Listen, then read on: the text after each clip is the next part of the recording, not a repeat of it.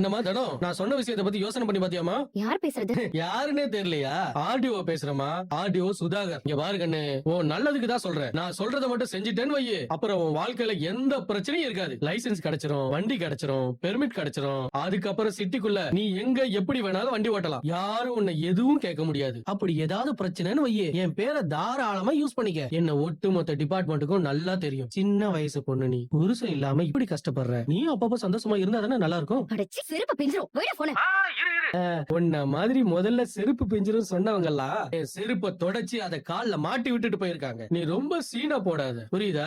அதிகபட்சம் இன்னும் 2 நாள்ல நீயா எனக்கு போன் பண்ணி நீங்க சொல்றதுக்கெல்லாம் நான் ரெடி, நான் வரேன்னு சொல்லத்தான் போறேன். இது நடக்குதா இல்லையான்னு மட்டும் பாரு. தனோ, என்னாச்சுமா? ஆட்டோவோட வீட்டுக்கு வந்துருவேன்னு நான் எதிர்பார்த்துட்டு இருந்தேன். ஆனா இன்னைக்கும் நீ ஆட்டோவோட வரல. என்னைக்குதான் லைசென்ஸ் கிடைக்கும்? என்னைக்குதான் நம்ம ஆட்டோவை வீட்டுக்கு எடுத்துட்டு வர முடியும்? அத பத்தி எல்லாம் யோசிச்சு நீங்க ஒண்ணும் கவலைப்படாதீங்க. தனோ, இந்த குடும்பத்துக்கான மொத்த பொறுப்பையும் இப்ப நீதாமா பாத்துட்டு இருக்க. இருந்தாலும் அதுக்கு மேல நான் உனக்கு சிரமத்தை கொடுக்கறேன்னு நீ நினைக்காதம்மா. எப்படியாவது நீ லைசென்ஸ் வாங்கி நம்ம ஆட்டோவை நீ வீட்டுக்கு கொண்டு வந்துருமா. நம்ம மூர்த்தி முதல்ல வாங்கின ஆட்டோ அது. அது மட்டும் இல்ல, அந்த ஆட்டோ நம்ம வாசல்ல நின்னுட்டு இருந்தா எனக்கு என்னமோ மூர்த்தி நம்ம வீட்டுல இருக்கிற மாதிரி எனக்கு அப்பப்போ தோணிக்கிட்டே இருக்கும். அதனால சீக்கிரமா வண்டியை மீட்கிற வழிய பாருமா. அத நீங்க ஒண்ணும் கவலைப்படாதீங்க. மாப்பிள, நீ ஒண்ணும் கவலைப்படாத. நம்ம வழிக்கு வராம எங்க போயிருவா சொல்லு? இந்த உலகத்துல எங்க போனாலும் அவளுக்கு வேண்டிய லைசென்ஸ், பர்மிட் நாம தான் கொடுக்கணும். நம்மளை தாண்டி யாரும்